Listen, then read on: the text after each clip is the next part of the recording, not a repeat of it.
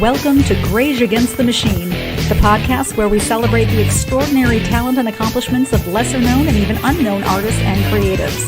I'm Lisa Catara alongside Justin Harvey, and each week we'll explore the minds and stories of the journeymen and women behind your favorite films, shows, ads, music, and more. Those who craft magic without the red carpet spotlight or public eye, because everyone has a unique story to tell, and sometimes the most inspiring voices are the ones you haven't heard yet. Welcome. Good evening, Justin Harvey. How are you? I'm fine. I'm wearing glasses today for a change. I love it. I think you look great in glasses. It makes you look distinguished. Somebody told me I was squinting too much on the podcast because I'm like, it's possible. So I'm doing this week. Just so you know, though, we can read what's ever on your screen, so you know. Yeah. Well, I thought I have some tricks for that, but I'll have to fix that next time. But I figured I would like to be able to see our handsome guest today. Yeah, so I'm telling you, I told you we were going to have all my friends on because I love my friends and they deserve a little airtime and they're fun. They're cool people. You have friends. I think I have some somewhere, but well, I'll share with you mine. Please do. And you have, in fact. I have grown to be lovely acquaintance with many of your friends because they've been amazing guests. I'll lead you astray at some point, but not tonight. So years and years and years ago back in LA, I did a commercial. And the lead on the commercial, this handsome cowboy with big personality came over and we just started shooting the shit. And everybody on set was chatting with him. I gotta know this guy. And we became friends, and we've been friends from afar ever since. His career absolutely took off with every reason to. And Timothy V. Murphy is on tonight. And I think you're going to love him because it's impossible not to. So yes. Oh, you know him. You know his work. Sons of Anarchy, Lone Ranger, MacGruber, Criminal Minds. You have to know him. You have to know. Yeah, Wait, now you said cowboy. They have a lot of cowboys in Ireland. They had a cowboy in the commercial, okay? Okay. Hey, and look, a lot of people that came over here from other countries definitely were cowboys. There was a lot of black cowboys too. There's cowboys in Ireland, I'm sure. We can ask them. I don't know if there's cowboys in Ireland. We'll have to ask them. But there was Irish cowboys. Farmers. There's Irish cowboys that were here for sure. Regardless, Tim is a phenomenal actor, actually, and I'm embarrassed because he can hear me right now, but I'm embarrassed to say he's one that I study because I feel like he makes excellent choices, and I like to study those who make excellent choices.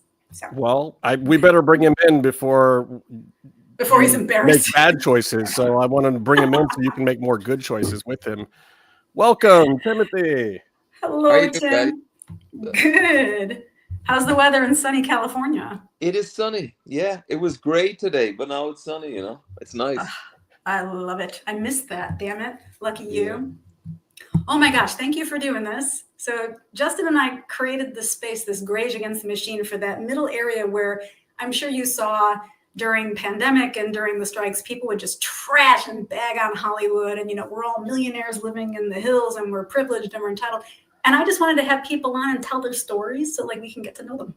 Mm-hmm. I think that's a good idea. Yeah, people love to bash Hollywood. People love to bash places where they haven't been and make decisions about places where they haven't been. So I think you should travel and go to places and not judge from the outside or from social media or whatever. Preach, sign me up. I'm available for adoption if you still have family in Ireland. I will go. I will move. Again. I'm trying. When was the last time you were in Europe, Lisa? I know we're going to ask. It was before COVID. It was probably 6 years ago, if not. I did Belgium during COVID.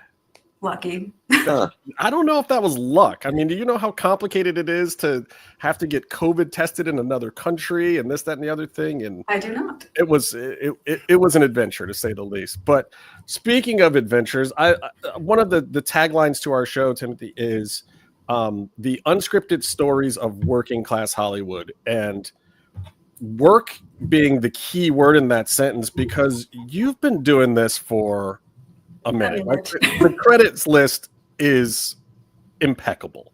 And I am a huge Sons of Anarchy fan myself, and several of your other roles, in fact, because I see you just freaking everywhere. So boiling it down to a question, I don't know, what are we talking here? 30 years almost now? Like, what has this journey been like for you to amass this amazing body of work? Yeah, I suppose it is 30 years, as an actor. I started in Ireland acting. Well, the first thing I did was a little commercial in Florida. I'd never acted in my life.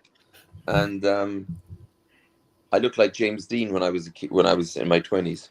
And this girl I was seeing at the time, she worked in an agency in Miami, and she said they're looking for some guy that looks like James Dean for this Molson beer commercial. So Nice. I did it, and I got it, and I was on a roofing crew just fixing roofs, like, basically. Oh, And so yeah, it was so hot in the Art Deco, in South Beach. There was no air conditioning in the hotel at the time that they were shooting in.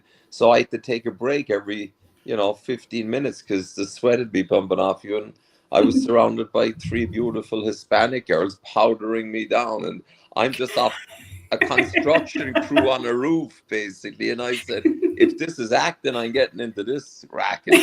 Yeah, no doubt. Lucky us. So, yeah. So I did that. I did a course after that, and then I heard of a famous acting coach back in Ireland who Gabriel Byrne and I suppose Liam Neeson had gone through, Deirdre O'Connell, and I trained with her for 2 years, and that was it, Yeah, and then I acted in Ireland for 10 years, and then I've been out here 20 years, I suppose. That's amazing. Mm-hmm. I think of that journey. Like, we talk about leaving Cleveland, where we're from, and going to Hollywood. But I mean, from County Kerry, Ireland, exactly. all the way to Florida. It sure is. But a lot of the shock. Irish came over in the 80s. There was no work in Ireland, so we came over to America to have a look at America, So. Yes, both the Irish and the Italians were not welcome at the time, but I'm glad we thrived. Yeah. All right, well, we'll stay away from immigration because you've got so much to talk about. Oh, my God, yeah.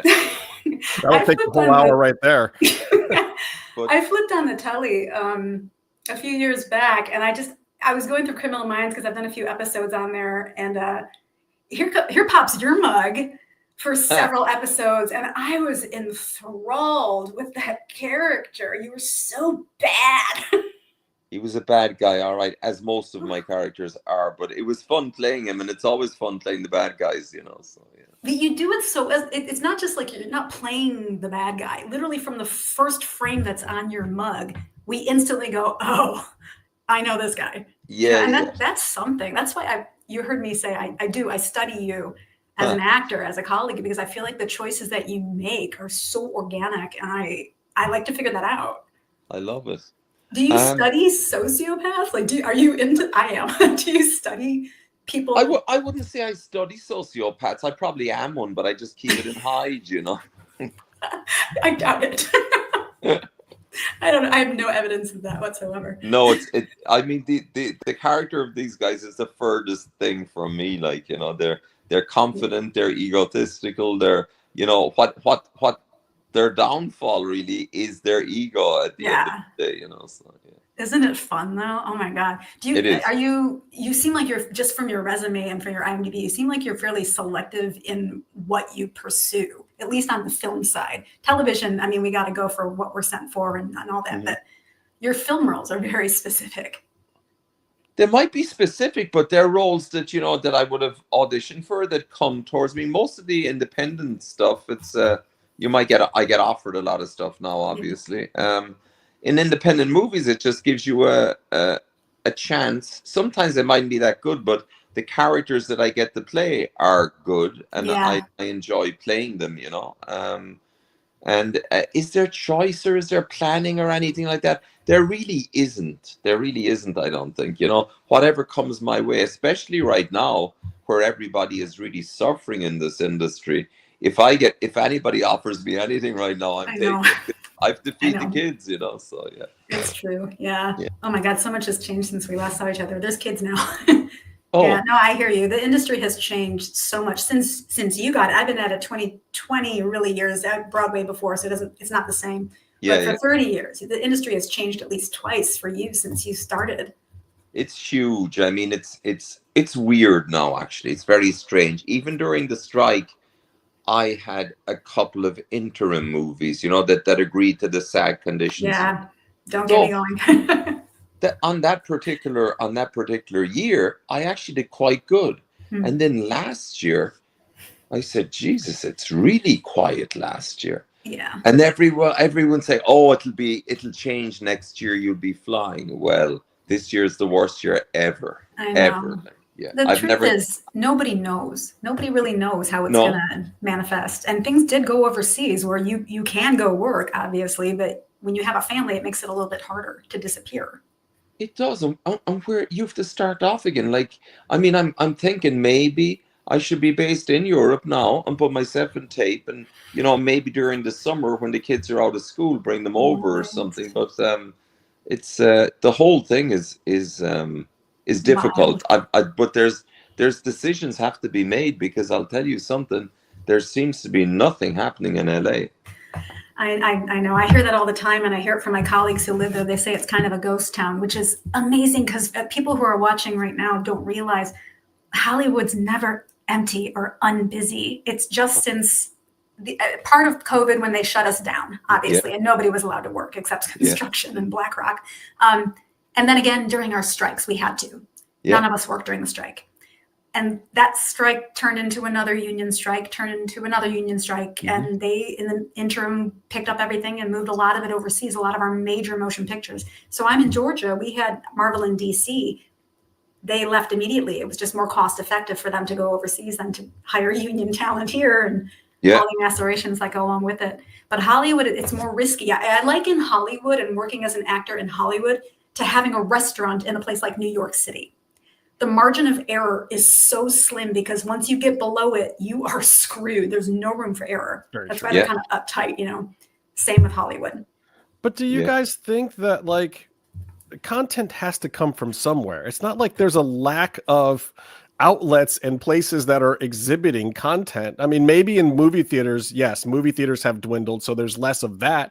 But certainly between online and streaming and broadcast and cable and fast channels and all of this stuff, like, there's certainly a marketplace for content, and they've got to be running out soon. Like, where is this content going to come from? And are the three of us going to be getting paid to make it? That's my question. That's a good question. I think right now, everybody has to be their own director, actor, producer, editor, and everything. I mean, even this podcast, I was thinking of doing a podcast for a while, and I don't think you just do a podcast I think I'll do a podcast. You do it for a reason. You do it for a reason.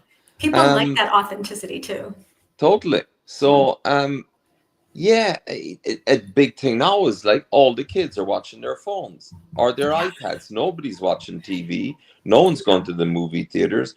I'm talking about the new generation now. Right. Have you done vertical films yet? Have you been approached? No, but if someone was telling me that's the in thing, the verticals, they look really amateurish and bad, but someone's making money out of them. They're a huge hit in China. So, and I was just in China recently. So it's like we're all trying to figure out, or do you think of something funny and put it on YouTube? And is that how you make money? I mean, I talk to my son and he wants to be a YouTube star, so. Wow. Oh, it's so weird. You're like, I was trained. I was disciplined by masters. He wants to be a YouTube star. It doesn't matter. It matters, like, whoever puts a funny video up, it goes viral, and that's basically. Right, but Mr. Murphy. That's what my son does. He's done traditional acting and commercials, and now he does a lot of stage stuff for his high school and whatnot, and he's won a couple of awards.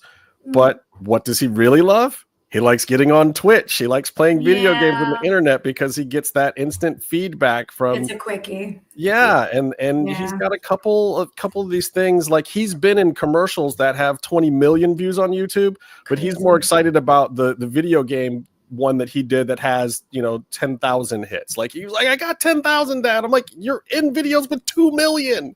Like, yeah. You're a child actor. Like, I don't know. Well, but let me ask you, Tim. I mean, yeah, you could do that. You're charismatic as hell, and you can easily have a YouTube channel, and you'd probably get millions of hits. Would you, as an actor, as a real actor, would you be fulfilled? Would that fill your guff, so to speak? I think it would. I think right now, anything that's successful that you create yourself, because it's still creating. It's just having the balls to go there and create something, which I'm thinking of doing. Even just try something, you know. Awesome. I mean, I was living with a narcissist for a long time, and I was thinking of doing a comedy sketch about her type of thing. Do you know what I mean? I would like to get on this because I have lots of notes from my narcissist exes. I love it. I'll send them to you in an email. You're welcome to. Oh, they're psychos. They're fucking psychos. Oh, it's so great though as a series. Yes. It is. It would be. It's like, oh my I God, am let's go. so fucking hot. Look at me. It's like, oh my God, you know, gyrate. It's like, yeah, I've stories. I'm so grateful that I'm too old for that shit because I just can't imagine faking that. Oh. You don't even have to try. Sometimes you just see people making their little, you know, things like for hours, and all you have to do is point and shoot. They spend hours and they edit them and they touch them up and they put on the bikinis and they're looking back as if I want to bang you, you know, and they get their likes and then they're addicted and they're sitting down and wondering how many likes. And then if they're interrupted, it's like, fuck off, you know, what are you doing? It's like, okay, all right. Okay. It's insane. It's fair, my love. Oh, if the children interrupt her or anything, it's like fucking psycho, you know. I love it. I'm fascinated by people with mental conditions, though. I really am. Like, I like to study it. Oh yeah, it is interesting. Totally. I mean, well, I've already subscribed to the channel you haven't started, so let's go. I love it. Well, good. It could be Here's the an start idea, of something because we have a producer right here and an associate producer right here. What if you did this and you opened it to fans of the work you've done in the past and say, hey, if you've got a story about a narcissistic ex, send it to us and we'll make a series out of it. I love it. Every episode will be their story. I would be into that. I mean, non-stop laugh fest. I have so many friggin' scenes and notes and everything. I'm so sorry. Yeah. Well, we gotta turn that into something sweet. And definitely, that's what happens. If you have to go through something tough, you should always use it to create something. Yes. And usually the best creation comes from shit like that, you know. So. Pain, my friend, pain is a wonderful motivator. It is. Totally. Oof. It is. Actually, I'm dead serious about this. Let's go. Let's share some notes. I was gonna call it Chronicles of a Narcissist. You know? It's good. It's good. It's simple. It's indicative of other things that have been down the pipeline. People like, well, if you liked the other things like this, you'll love narcissists. Yeah. Love narcissists. You'll love this. Well, you know that what I love about this, Timothy, is like the thing I see in whenever I see you pop up on my screen is like the believability factor. I think there's like there's the Pacino and kind of acting where it's the performance and you're into it because this person has made some kind of art that doesn't even exist on planet Earth. Like when Pacino does a character, that's not a real person, but you love it. Yeah. And then there's the guys that are like the Tom Hanks guy, where he's so believable it hurts, and you just feel the everymanness of every part that he's in. And surprisingly, as little as you are like Tom Hanks, I put you in that category of like, as soon as I see you on the screen, I'm like, okay, I believe whatever this guy is saying. Like, this guy comes in as a thug. He comes in as the heavy. I'm like, shit, stand back. You come in as the lovable, nice guy. I'm like, oh, look at this guy. He's such a mensch. Where do you get this believability from? Is it the fact that you weren't trying to be an actor when you got in and you were just being yourself, or because these parts are so different, but the believability is there every time? Well, I think Stanislavski said it well. He didn't like taking any actors on until they had lived in the world, lived the life. Yes. And I had lived about 3 lives before I ever became an actor. I had a really bad stutter when I was a kid, so I could hardly talk. But when I did become with the accent and a stutter, I'd be lost. Can you imagine? It'd be just sign language, basically. I love it. But I think so the most important thing I think for acting is relaxation. And if you have relaxation, you can move in any direction. Now, you get all these idiot teachers in LA, and you go into their classes and they charge the young kids a fortune. And then if the young kid can't make the class, I call them spiritual capitalists, because the minute those kids can't pay for the class, there's no charity amongst these acting teachers. It's bye-bye. If you really want to be an actor, you'll find a way, type of thing. But very often they say, oh yeah, you have to be relaxed and all that. And it's taught in the actor's studio. But the only way you can get relaxed and to be good is to do it a bunch of times. It's like anything. It's like if I'm a carpenter and I've made 10 roofs or framed 10 houses, then I can walk into the building site and you can see the confidence in that carpenter. Comfortable in the area. It is. He knows exactly what he's doing. I mean, it's a lonely profession sometimes, acting, because I was up at 4 o'clock this morning learning lines for something that I have to do in July or something. But but you have to be alone and learn the lines. And then once you're confident with the lines, and maybe an accent, you do an accent for it, and then you get into the character. I'm usually, I've experienced a lot of life. I've lived life. I do believe I have a good presence that other actors don't. They might be more talented in other ways, but I certainly have a good presence. And I bring, I think, having done it for so long, I bring a confidence, and with the confidence comes believability. Then I think that's a long-winded way, but relaxation and confidence, and it's from doing it a bunch of times. To your point before too, traveling and experiencing things that you otherwise wouldn't have. All those things, all those life experiences play, because you don't want to be good in the acting studio. You want to be good no matter where the hell you go, on any set, in any environment. Exactly. You got to be a cool person. Look, my natural way is I have a good sense of humor. I'm quite a warm person, and I'm a handsome man. What can I say? Hey, he knows his product. I get a kick out of that, because you know exactly who you are. I mean, you you got to be James Dean right off the bat. Like, obviously, you're a damn handsome man.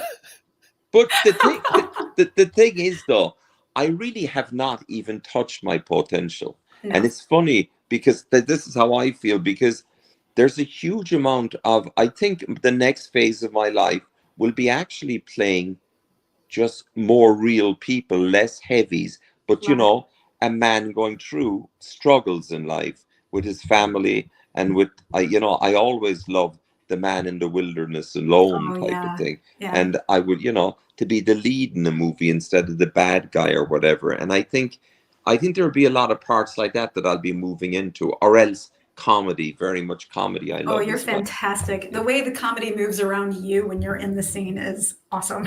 It's cool. Yeah. It's very cool. And it's fun to play. I can see you're enjoying it. Oh, very much so. So most of my bad guys would have comedy in them as well, if I'm allowed. But some directors and writers, no, I need you to be just straight, and well, whatever you're paying me for. I caught that little clip that was floating around for is it Guns Up? It hasn't come out yet. That's right. It's coming out shortly. Yeah, with Christina Ricci and Kevin James. With Ricci and Kevin James. That's my kind of humor for action, and I love those films. Oh, you'd be great in that movie. I mean, you could have played Christina Ricci's part. You would have been great. It's Christina. It is.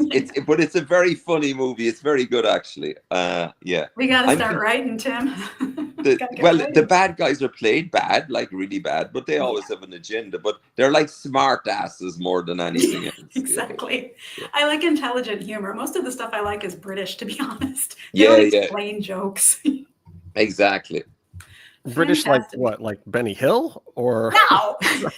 Oh, you mean a little more highbrow than that? Okay, a little highbrow, my friend. Yeah, where they don't explain that we're not at the mayo factory making mayonnaise sandwiches with mayonnaise jars, going, "I'm at the mayo." You know what I mean? Like, the joke is obvious. Yeah. We're gonna have to write some stuff. I love right now real work about real human struggle and discovery. It is where I live. I've been trying to write my own biography, and that's what my blog was that I started penning. I'm trying to figure out, And I hate this part where it's so personal to you that you're trying to figure out how an audience might receive it instead of just, bleh, giving it to them and letting them make their own decisions. But it's precious because it's close to me. But to write something for you that's real and tangible that you can really dig your teeth into would be such a joy.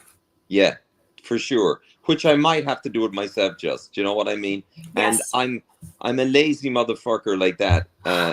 It's like, and I'm a procrastinator. And I remember Penny Allen saying to me one time, she's a famous acting coach. She died a few years ago, but she turned around like Matthew McConaughey's career from being the romantic kind of comedy guy to the serious actor. So she's amazing. And she always said, the best quality of a good actor, she says, is laziness. So I think I have a bit of that in me. You're relaxed. So you're ready for anything. I am relaxed. But I need to I really want to do that script about the narcissist or whatever. You have to and do it, whether it's comedy or a black comedy or serious or whatever, What black is it comedy. Go black comedy. So much so awesome. the opening scene of this, I have this opening. Oh, you have it. Well, I have an opening scene, right? And the opening scene is the camera moves in really slow, and there's a beautiful girl in the shower, and she's showering herself and rubbing oil to her body, and there's really steamy, and she's gyrating the Cardi B like fuck my, like all that kind of really aggressive rap, and she's getting into it, and it's like friggin', violent friggin' all that, and then the camera turns around and there's the husband sitting there with the two little blonde kids just looking at this aberration inside in the bathroom going, what the fuck happened, So yeah. Cha-ching! That's the opening scene. So I love it. It's a family affair. It's wonderful. Exactly. I have to move from there. But and then the other one, of course, is a stand-up routine where I have little scenes. So I think I'll just do that on YouTube, the stand-up routine first. Tim, you got to get cranking, man. No procrastination. Yeah. If it's your dream, if this is your personal project. I think I do. It's ridiculous. Time ain't going to be favorable. You know what I mean? Like, just fucking do it. Yeah, definitely. I had a dictaphone I used to keep with me because for me, my problem isn't procrastinating per se. It's that I download ideas 24/7 and I'm like, which one? And I start them all. Yeah. You just got, sometimes I just talk into the dictaphone, like there's an idea. Okay, here it is. And then at least I have a file of what it was. That's a good idea. Like I use the notepad in my phone. Yes, notepad's my friend. I do that. There's stuff in there from 7 years ago that I haven't gone back and looked at. That's probably brilliant that I probably should check one of these days. That kind of procrastination. I don't know. Y'all. Tim, you said that part of the secret was you've lived a life. Mm-hmm.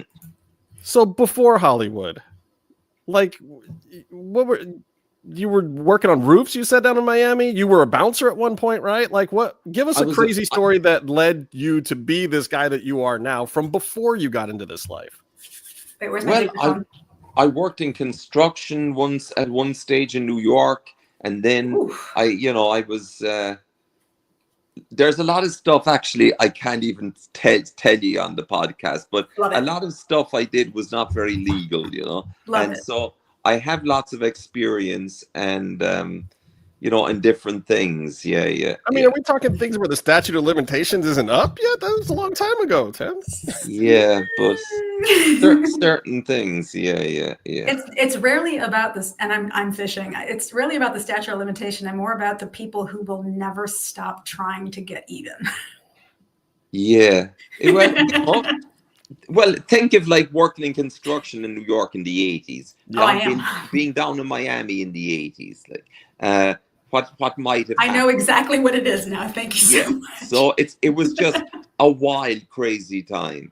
And then when I go back then to Ireland and do scenes in my acting studio and about maybe drug deals or whatever, they'd be looking at me as if I got it off TV or made it up or something. And like maybe Hollywood, And maybe something like that might have happened, or maybe you've a scene where you're managing a brothel or something, and they think that's unbelievable, And I remember being back in Ireland at a dance one time. My brother was there with his friends, and I was telling my his friends, my adventures in America, and they said to my brother, your brother's full of bullshit. These stories are crazy stories that he's making up all the time. My brother said it to me.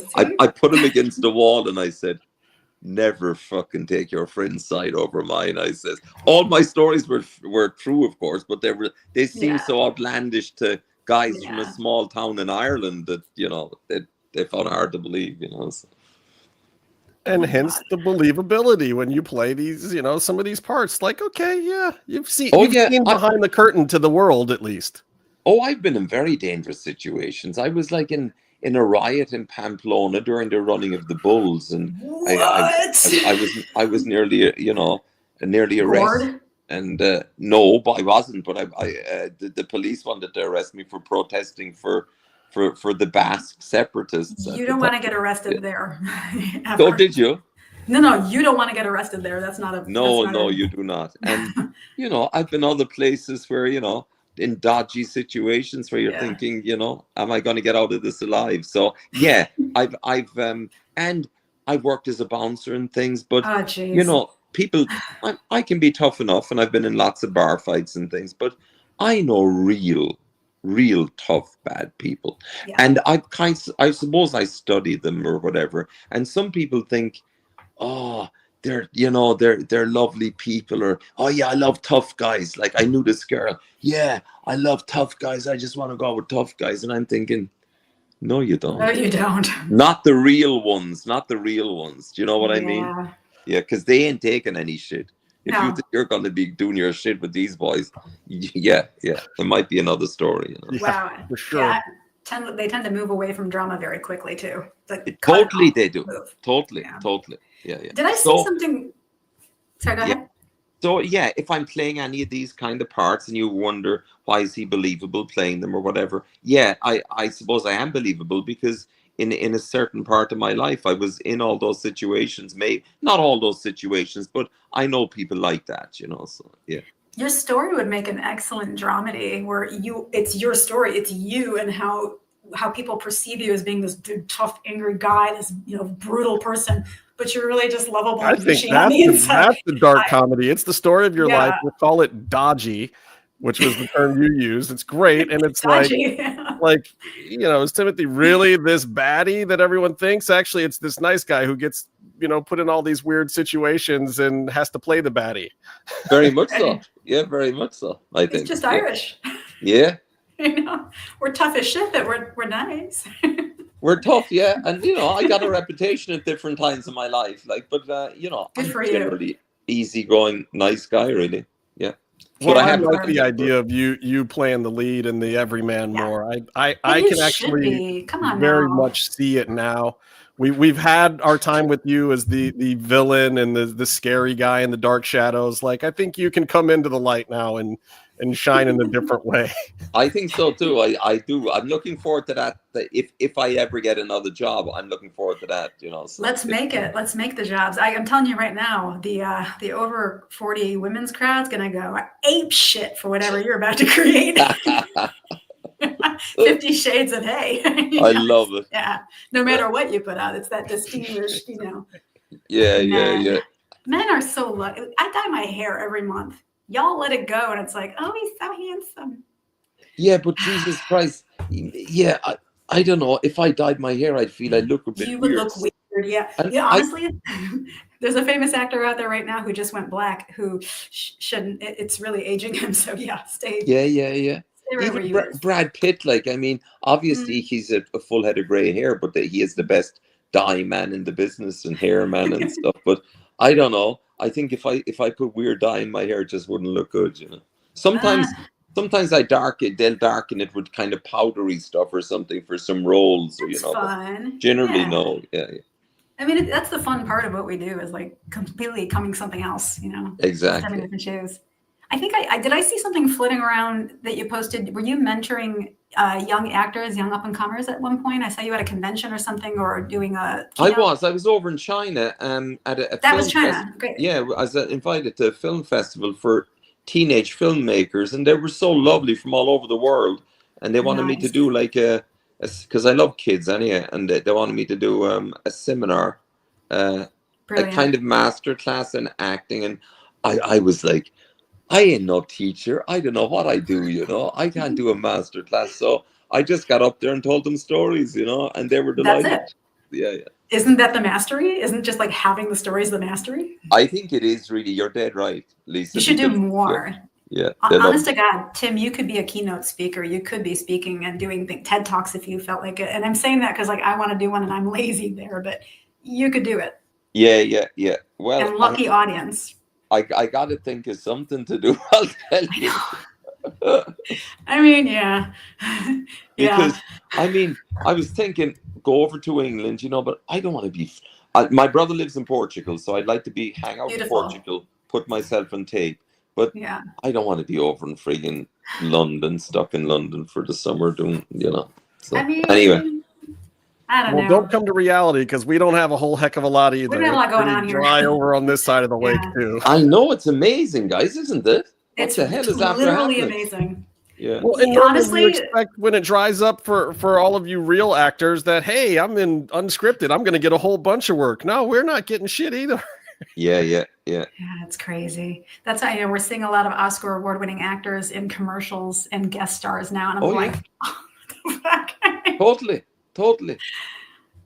Crazy times, I'm telling you. But I think something beautiful could come of this right now because people are breaking away from the AMPTP and not wanting to do those big budget, huge $100 million projects, and they're looking at independent film, and that's where the juice is. That if you can create a tribe of filmmakers, which by now I assume you know some crew members and some people, and get a really great first AD, and you know, I feel like this is our time to tell real stories.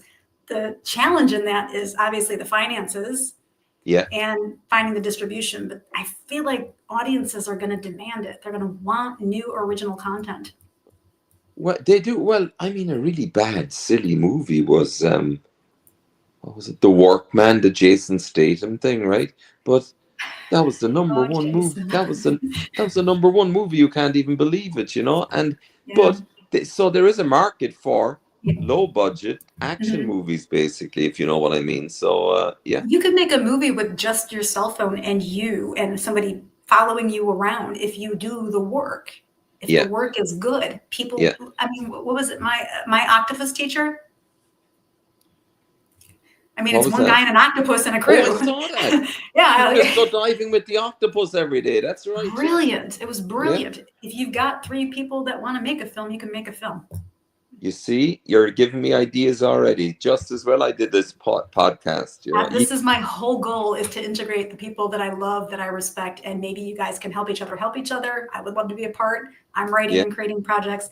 There's got to be a way to thrive past this because we are creatives. This is our blood. It's our totally. Yeah. And there's no lack of talent. It's a lack of friggin' sometimes opportunity. But, you know, sometimes you got to make your own opportunity, you know? So fuck it. I think we're in it. And I don't, you know, AI creeping into everything. I feel like audiences are going to reject it fairly quickly because the whole point of movies for people who don't make them, they want to see a little piece of themselves in the magic so they can escape. Yeah. And if they can't relate to it or feel it. Look, the last number of years have been absolutely atrocious with these superhero movies. Everybody, you know. So no comment. Hey, thank God those things are nearly over, you know, so fuck it. Aren't we done? Like, haven't we, like, we haven't even done mythology. Are we done with this? How many multi-universes are there? Hopefully it's ended. But I do think there's going to be a lot. Yeah, I agree with you, Lisa. A lot of independent movies. But even independent movies that I was doing a lot of them, they seem to have dried up for some reason. People are just finding it very hard to finance anything right now, even a $20 million or $10 million movie. You know, there's a lot more shorts at the film festivals this year than ever before, from what I can see. Everybody's going with the short form content. Like, look, I can do stuff, but also I can't afford to do the big version. So you get this version. As someone who's done both, I can tell you, producing a short is just as hard as producing a feature. It's just that the attention span right now is good for the shorts. So they're thriving. Yeah. Fortunately for the attention span, but hey, great opportunity, especially if you want to do like a little, like a cliff. Like little hanger, and then next week another episode, and next week another episode. That's It like goes the very well. vertical thing. Yeah, yeah. See? I see your wheels going. Like, maybe you won't procrastinate. Totally. I don't know. And there's still desire. They're like the film festivals themselves are packed because it's an excuse for people to actually go to see things on the screen again.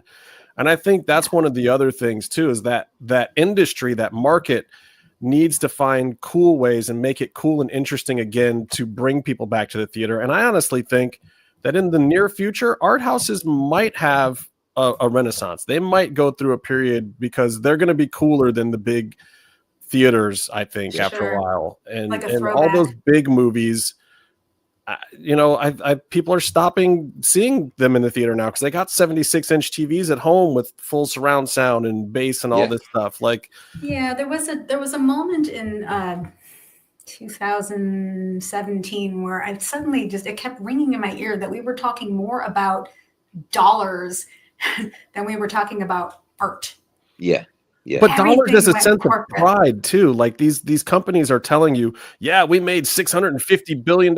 So basically you're telling me you took more of my money and I'm supposed to applaud you for that, for making a shittier film and taking more of my money. And you're telling me it's cool that you took all of our money. Oh, but they took a loss. They actually didn't make the accolade. That's, They took a loss and probably got loads of savings on taxes or something. You know what I mean? Something happened there. Somebody's bad at math. I feel like it's not as complicated and convoluted as it's become on these big features that wind up in theater. And anymore, they go to theater, they yank them really fast and put them on streaming. So anybody, we found that out on one of those big budget films we love that I worked on. It went to theater, but quickly to streaming. I'm like, ugh. I would have liked to have earned what I deserve on it. I know, totally. No, that's happening all the time. Our union was so bad during the strike, what they negotiated and everything. It seemed to be like all they cared about was their egos or whatever, because the producers definitely won in that fucking strike, as far as I'm concerned. No, and it's fair to say that you've been at this a lot longer than I have. I have my own grievances with our union, but I think there was more at play. I know because I was staying very close to the people who were in those rooms and fighting that it was not a fair fight. They were trying hard. Did they ultimately come out with what we needed? Absolutely not. But I feel like there was a couple things. One, SAG-AFTRA is an amalgamation of too many different categories under one roof. We can never get what we want because of that. So that's always going to be a problem. That needs to be broken up again, in my opinion. Yeah. The other thing was, it seems to me that the AI situation had been decided long before we ever even sat down at that negotiation table. It had already been implemented for years. They had no desire to negotiate anything with us. You know what I mean? And it seems like even before our strike ended and we had a contract, they'd already gone overseas. So it wasn't really a fair negotiation. But our government doesn't pay attention to entertainment unions. It only pays attention to automotive and air and, nurses and doctors. We're wild, wild west. So, what could we do? Things change. I suppose as well, money is involved. And I've seen that happen before where I wanted the union to back me against HBO at one time. And I was very much in the right in this grievance. But no, HBO had much better, more expensive lawyers.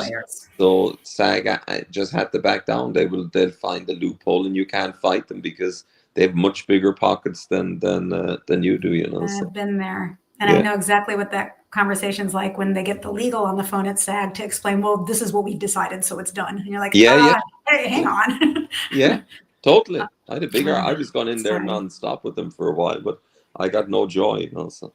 Anyway. No, I'm sorry for that. I hate to hear stories like this, but I hear them all the time. There was a point that I had 14 claims open.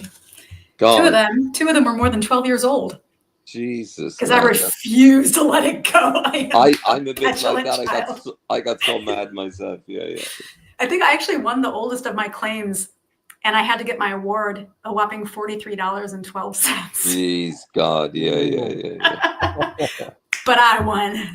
Good. It's Italian of me. That is brutal. I don't know how you guys deal with it sometimes, but also at least you have a union.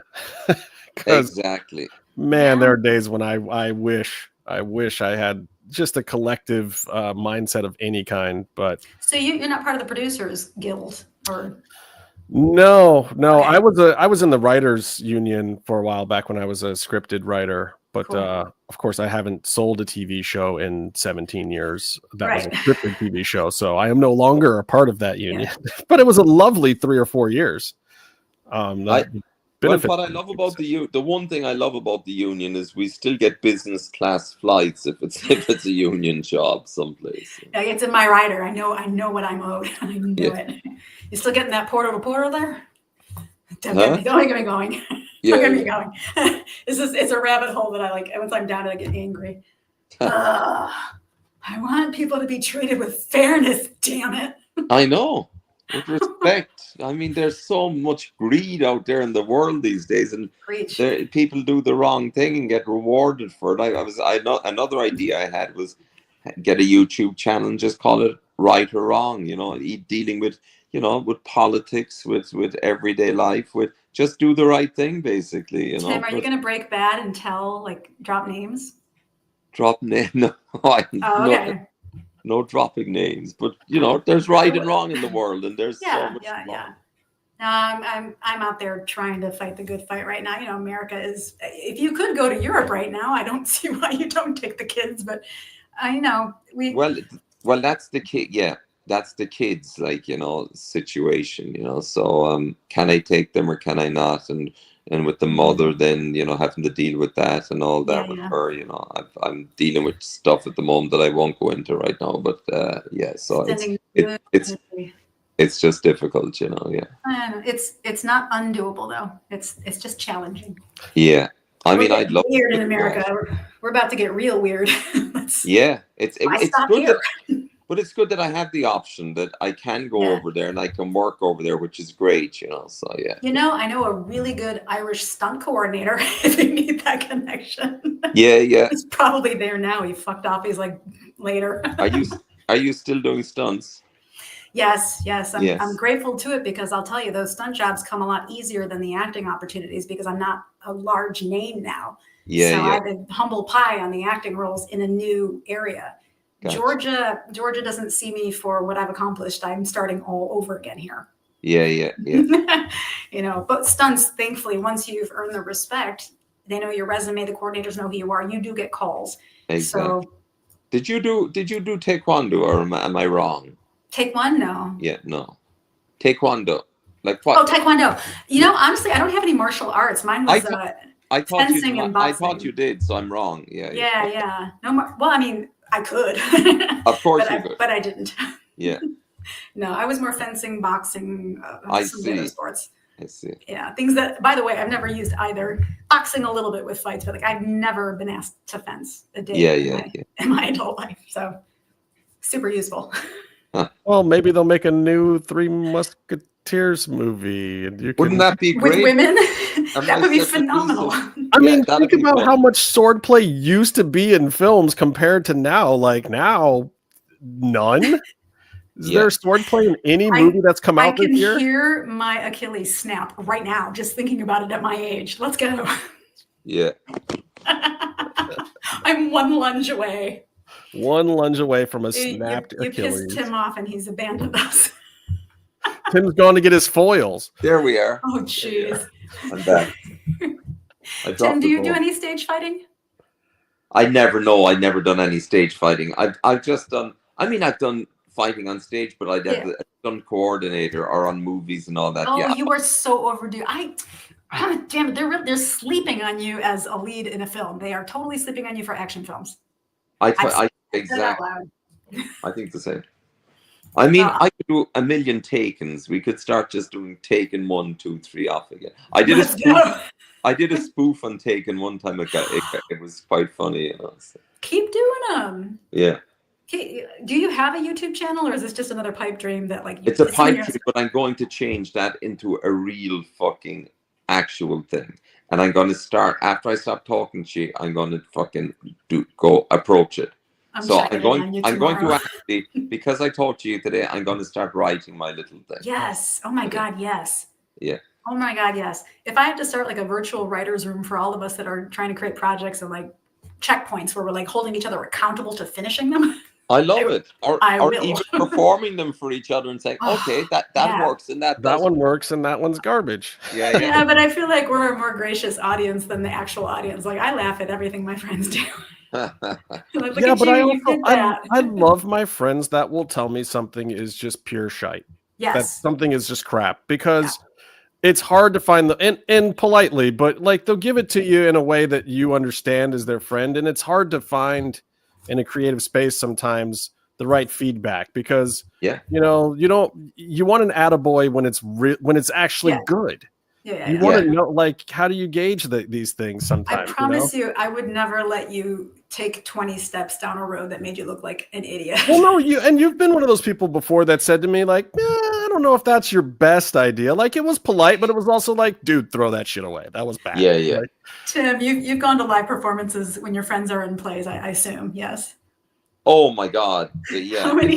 How many ways can you say the words something and interesting? Yeah.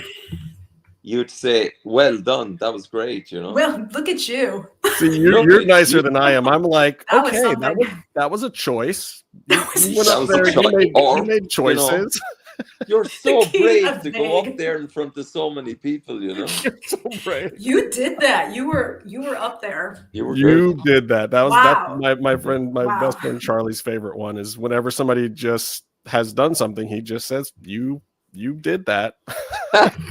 That's all they get from him. That is hard. Oh, he's a brutal critic. When he was my writing partner for 5 years. And, it probably took 5 years to get something done with it. But it was the best. I mean, there wasn't a bad joke. We did a lot of comedy writing. There wasn't a bad joke that would get into those scripts because we would beat each other up. We would just be like, no. I see what you did. You did some work, but can it be work for somebody else? Because that's terrible for this. You know, well, I love when my friends come as an audience sometimes, because I remember I knew these two one was an ex-cop in New York, and the other guy was what was he? He was, I think he might have been a fireman, and they're both turned into actors, and I got to know them in LA, and I was doing Lady Chatterley's Lover in LA, and one of the reviews said Murphy smolders in the role of Mellors. You got the smolder compliment? Totally. Got the smolder thing, right, in the review. Well, Skill set, smolder. So the boys come in with a fire extinguisher for me when I came out afterwards to put out the smoldering. Yes. Those are good mates. They're the best. I thought it was the funniest. And then I did not. There was another part of the play, and this gay guy was directing it, and you know, I was half naked. I was actually naked running around the stage in the thing with Lady Chatterley. Where was my invite? Where was I? It was in Venice. It was in PRT. You should have been there, Lisa. You're too and far. we might have been married right now with kids. You know. Now you wanted kids. I'm good. But. Yeah, one scene I was supposed to be washing myself by the well, you know, my hand was supposed to be up like this, and I'm rubbing my body with stuff, and my pants is down low and stuff, and it's like, fuck it. Then I go into the bar afterwards, and all my buddies are in the bar, and they're all mimicking me doing this fucking shit, you know. So I enjoy that, actually. Yeah, exactly. Oh my God, I love it. That's the only kind of friends that I want. Oh, if we can't laugh together at our own shit. You gotta fucking laugh, man. This life, you gotta laugh. You gotta laugh. That's one thing. Why I wanted to do this with you?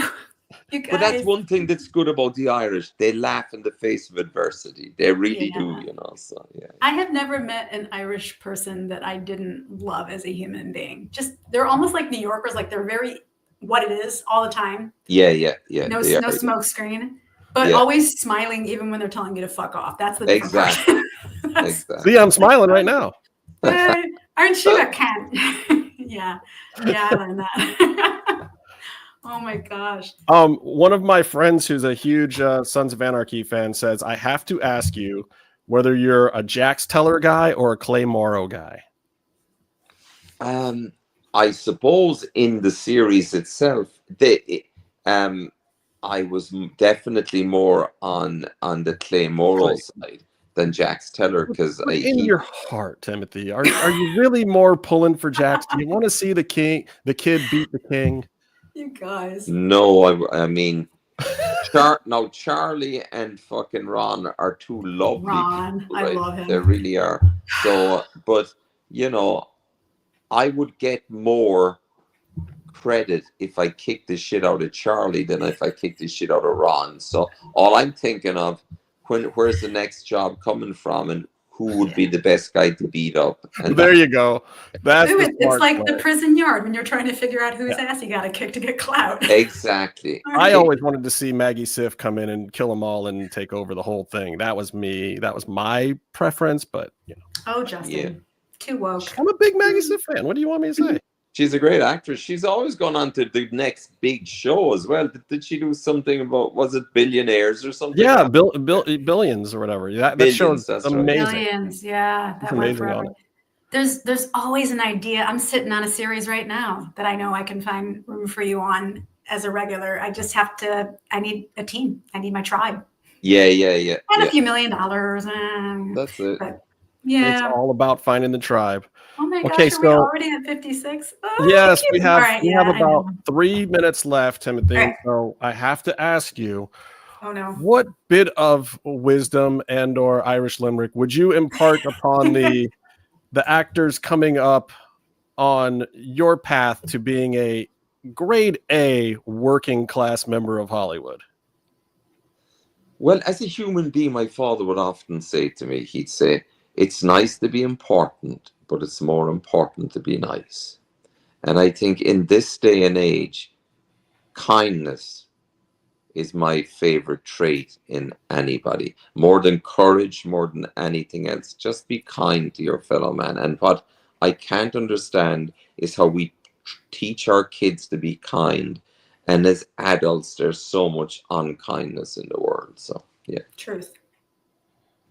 That is, I love that. Very, very poignant. Yeah. And I love it. I love it, and I emblemate it. And do the right thing, because very often I've not done the right thing. But, but would nowadays, would you have something to write if you always did the right thing? No, you would not. So. That's sure. Or yeah, but I do. I try to do the right thing these days. You know, so. I think if you're gonna fuck up big. Just do it. Go. Tim, I love you dearly. I'm so glad you came on the show. I wish we could talk for a few more hours, and this won't be the last time you hear from me. But we could talk all day, sure. Great. I am also unemployed, and I'm available, so you have my number. I love it that you're available. I'll be calling you. I'll put you on the list. I love it. I got to be okay before I look at that list. But amazing.